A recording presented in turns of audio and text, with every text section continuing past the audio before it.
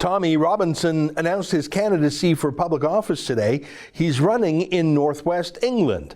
That's Manchester and the surrounding areas. He's running to be that region's member of the European Parliament. He's running as an independent. But because of the unusual voting system there, I think he's got a real chance to win. I'm pretty sure you know Tommy. He used to work for us here at The Rebel, and I've talked about him dozens of times. He was a journalist for us for a year or so. He really opened my eyes to what's going on in the United Kingdom, especially with regards to mass Muslim migration. And at first I couldn't believe it when I learned that there are literally 23,000 jihadis on police watch lists in that country, 3,000 of whom are tracked around the clock. That's an army of terrorists. And what good does it do just to track them? So when they decide to ram pedestrians with a vehicle, police can watch it on a surveillance camera. You can say, yeah, we knew that guy was a risk. They're just allowed to roam free in the UK. At best, they're just propagandizing for the jihad. I actually bumped into one of these jihadis on the street. Abdul Hakim is his name. He had come to stalk Tommy Robinson at his trial last year. He was out and about, just on the street, free as a lark, a jihadi. He was just talking, but sometimes these jihadis do the jihad. Like the time right near Parliament where a terrorist rammed a bunch of pedestrians on one of London's famous bridges. This is an Islamic jihad attack. The man that done this would have either been radicalised in a prison or he would have been radicalised on the streets of the UK with full knowledge of our government and our security services. They will know who he is. You have information that no one else seems to? Yeah, mate, I have information that shows there was 4 terrorist attacks last week in France. 4 in France. There was 12 planned last year. Driving your car like this man has done is exactly what the Inspire magazine, which is Al-Qaeda's magazine, which was downloaded by 50,000 British Muslims last year. 50,000 British Muslims downloaded a terrorist manual in our country. 50,000, not 10, not 20, 50,000 people who want to see exactly what you see there. That's what they want. So that was Tommy. I hadn't actually met him by that point. I had known about him from afar over here in Canada. I had interviewed him a few times at Sun News Network by satellite or Skype, but I really got to know him once he started doing a lot of videos for us. And not just videos, he did campaigns too, like we do here in Canada, like when Tommy fought for Chelsea Wright, who was raped by a gang of migrants but abandoned by police. Or when we helped John Fletcher, you know him, the shopkeeper who was threatened by police that if he didn't take down a little sign on his shop that said, "Don't fund terrorism," well, that was actually a real issue in his hometown. Other convenience stores had been raising money for terrorists, not John. But the police actually told him to take that little sign down or they would put him out of business. So Tommy stepped in and helped John and helped John's family fight back. I visited the UK probably half a dozen times with Tommy. I saw that the caricature about Tommy was false. He wasn't a racist. He certainly wasn't an anti-Semite. In fact, everywhere I went, people came up to him asking for a photo. So many minorities too, especially from places where they know what radical Islam can do. I think every single Sikh or Hindu in the United Kingdom is a Tommy Robinson fan. I've seen it with my own eyes. Once I was riding in a minivan on the highway with Tommy. We were going up north, and a car pulled up beside us, and the Sikh family in the car recognized Tommy. We're driving 100 kilometers an hour, and they started waving at him and taking pictures car to car on the highway. So I saw the love people had for him, mainly the poor, the working classes, the forgotten people, working class white folks, indigenous Brits. In other words, the UK's deplorables. I learned just the other day that only 4% of the MPs in the United Kingdom are from so-called working class background.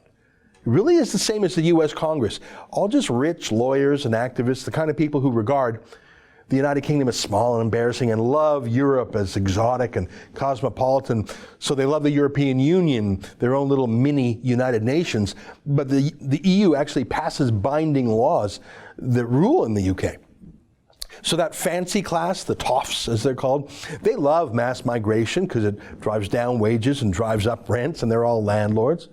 They don't care about the rape gangs. It's not going after their girls. You know, these rape gangs in the UK have literally raped tens of thousands, probably more than 100,000 working class British girls over the years. And the police have covered it up out of fear of being called racist because more than 80% of the perpetrators are Pakistani Muslim men. That's really what's motivated Tommy these past years, the rape of these young girls by Muslim men who regard infidel women, and by women I mean children, as young as 9 years old, regard them as rapeable. I'm sorry to speak so bluntly, but that's what it's been about. That's what Tommy was reporting about outside the courthouse that day in Leeds. A rape gang of more than 24 men had raped girls as young as 11 years old, hundreds and hundreds and hundreds of times. Tommy simply named the accused men on a video, who were all later convicted, by the way, and naming them, he just read off the BBC government website, their names. But he was arrested, as you can see in this video here, packed off to the police station, then sent to court, where he had a trial that took less than 10 minutes long, and he wasn't even allowed to speak. And then he was immediately sent to prison for 13 months, where he was soon put in solitary confinement and practically starved, by the way. Look at him when he came out, look how thin he was. He had PTSD. He was in a box 23 and a half hours a day. He was in solitary. As you know, we crowdfunded Tommy's legal appeal, and we busted him out of there after 10 weeks. The Lord Chief Justice of England and Wales himself called Tommy's arrest, his prosecution, his conviction and sentencing, called it all improper and illegal. And the reason I tell you all these stories together, about the police just watching the 23,000 jihadis who roam the streets, about the police cracking down on a shopkeeper who says don't fund terrorism, about police who ignore young girls being raped, or in the case of Chelsea, ignore a woman being raped. The reason I tell you about how they cracked down on Tommy, arresting him for merely reporting the facts about these things, the reason I tell you all these things is to show you what the system itself is like there now. All the 5P professionals, as Daniel Pipes calls them, the police, the prosecutors, the press, the politicians, the professors, they're all in on it, the entire establishment. London, the great city, is in the middle of a massive crime wave, knife attacks and acid attacks. That's a thing over there, but their Muslim mayor, Sadiq Khan, who used to be a lawyer for terrorists himself, if you can believe it. That mayor has different priorities than acid attacks or knives. He has banned ads on the London subway station that aren't Sharia compliant, that no bikinis allowed. That's far more important for him to crack down on. Oh, and he's put 900 real police on the hate speech beat, policing Facebook and Twitter crimes, hurt feelings crimes. 900. So yeah, do you see the problem here? Brits were having enough of this. And so in 2016, before the Trump wave hit America, the Brits voted for Brexit, to exit the European Union. It was really a vote against the gravy train for the fancy people, those elites. Really a vote to get back to Britain as its own country, not as a colony of Europeans. Britain with its own borders, not open borders like Angela Merkel was doing to Europe at that time. And just a slap back at all the fancy people, all the 5Ps, who universally supported remaining in the EU, which of course included much of the Conservative Party over there, which only called the Brexit referendum to quiet the Leave rump in their party. They thought Remain would win the referendum, so they really never meant to carry through with it. I mean, everyone knew that Remain would win. Everyone they knew was going to vote to Remain. But the little people on election day have the same number of votes as the big people. They each have one. And so on that day, it was the largest vote in UK history. 17.4 million Brits voted to leave, and each deplorable had the same vote as the editor of the Sunday Times, and against all the good advice from their superiors, against all the bizarre threats made by everyone from bank CEOs to airline CEOs to health officials of all the calamities that would befall the UK if it removed itself from control by the EU, as if the UK was nothing for millennia beforehand, as if the UK was only found and saved by France and Germany these last decades. The Remain campaign actually nicknamed this strategy Project Fear, which I think Justin Trudeau has copied here in Canada. But it didn't work. I mean, even the British Sandwich Association warned that there would be no more sandwiches if Brexit were to vote to leave. But certainly there would be serious problems in terms of some of the fresh ingredients we bring in from the European Union, and also from overseas, particularly if we have problems at the ports and we can't get ingredients through, because they're all fresh and don't have a very long shelf life, and we've got no chance of stockpiling fresh ingredients. So I think the answer from the sandwich industry is going to be that it's going to limit the amount of choice that consumers have if we suddenly crash out of Brexit in the way that's being talked about. That was real. That wasn't satire. The sandwich man was saying, if you vote to leave the European Union, no more sandwiches for you. He said that, I swear. Yeah, no one bought it. And so no one trusts the establishment anymore. I don't even trust the British Sandwich Association anymore. I never will again. And so for the past 1,000 days, it's been 1,000 days, the establishment has tried to undo the results of that Brexit vote. And can you believe it? They did. They just refused to leave on the legal deadline, March 29th of this year. They just literally ignored the referendum results. The largest vote in UK history, 7.4 million people.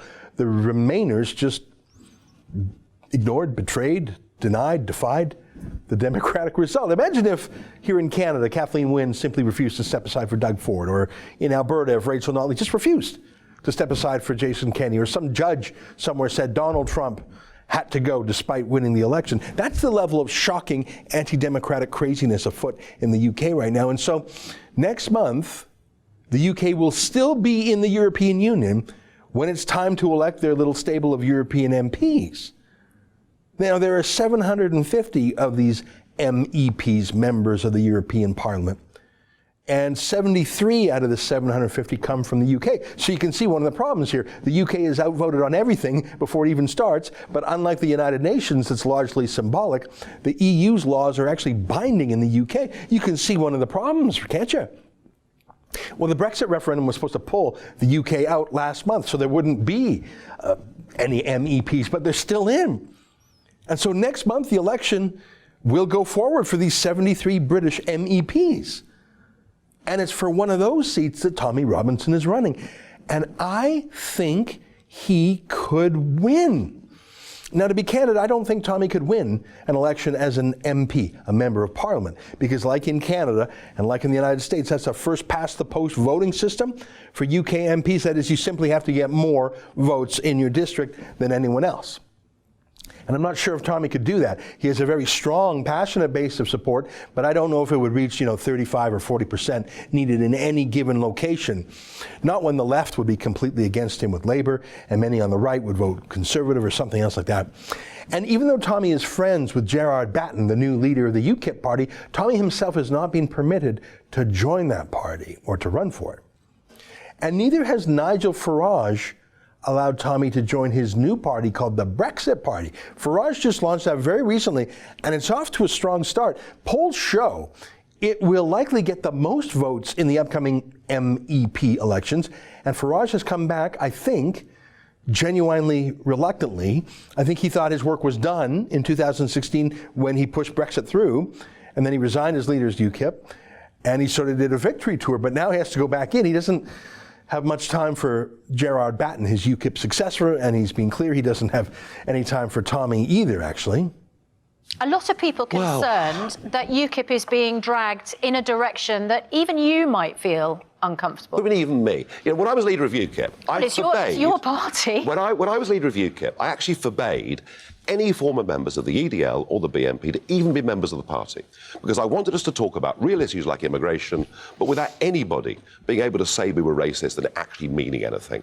And I think UKIP is now tempted, or some people in UKIP are tempted, to let figures like Tommy Robinson into the party, and I think that would be a catastrophic mistake. Now, I can understand why Nigel Farage has wanted to stay as a one-issue guy. Brexit, get the UK out of the EU, I get it.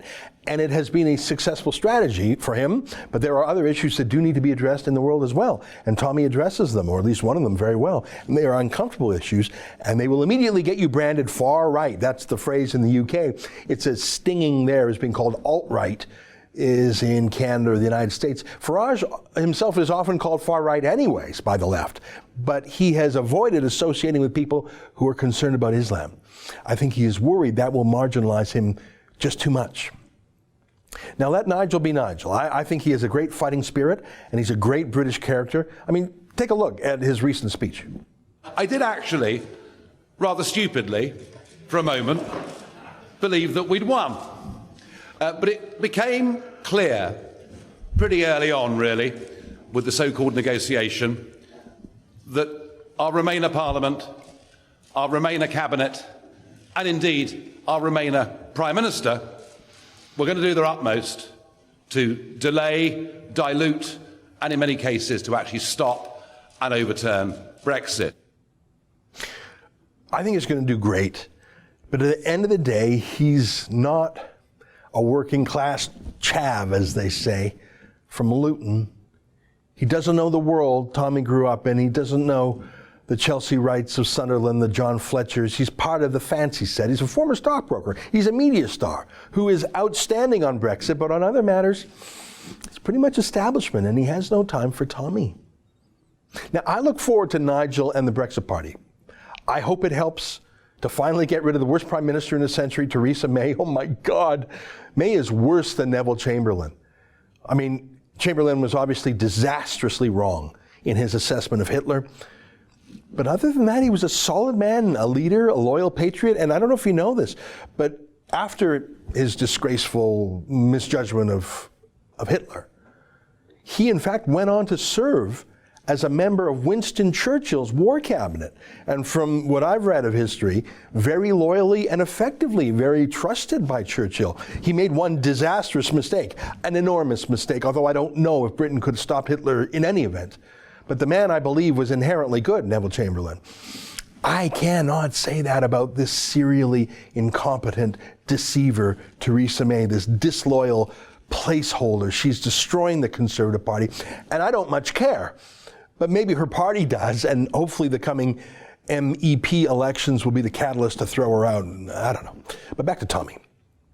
See, you have to understand the mood over there.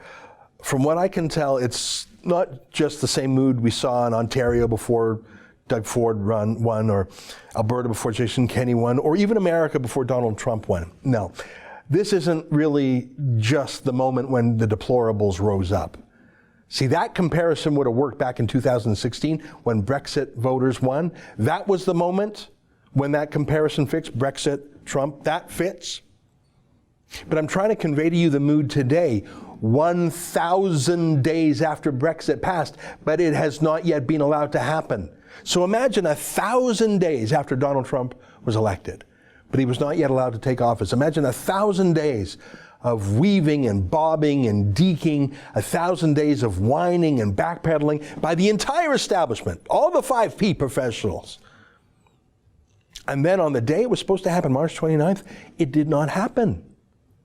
It was betrayed, it was undone. I don't want to be dramatic, but it really, the idea was conceived in 2016, but it was aborted on the day it was supposed to be birthed in 2019. Imagine the rage amongst those 17.4 million. And even people of goodwill who voted to remain, but said, all right, fair's fair, we lost the vote, let's leave. So this is not just discontent. It was discontent back in 2016. But discontent was blocked. Illegally, unconstitutionally, undemocratically for sure. So it's not discontent anymore, it's rage now. It's shock, it's utter disillusionment with the entire political class, the 5P professionals. Would you ever trust them again? And imagine now voting for a member of the European Parliament. Imagine voting in an European Union vote that wasn't even supposed to happen because you were supposed to be gone by now. Imagine voting to go and be a part of a joke parliament, but a joke with the power to actually rule the UK that was supposed to now be free. What would you do if you were a Brit? Well, I think if I were a Brit, I would want to find a bull and send him into a china shop, I think.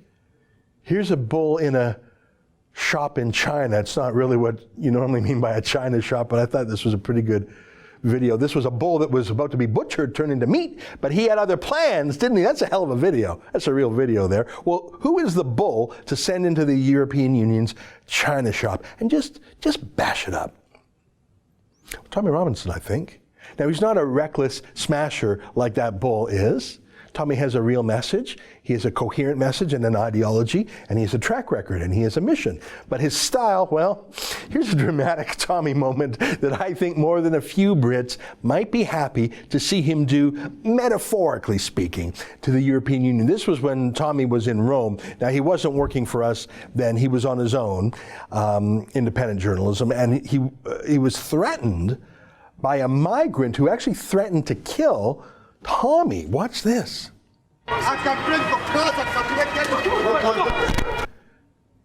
Yeah, that's about 2 seconds. I think Tommy can do that to the EU.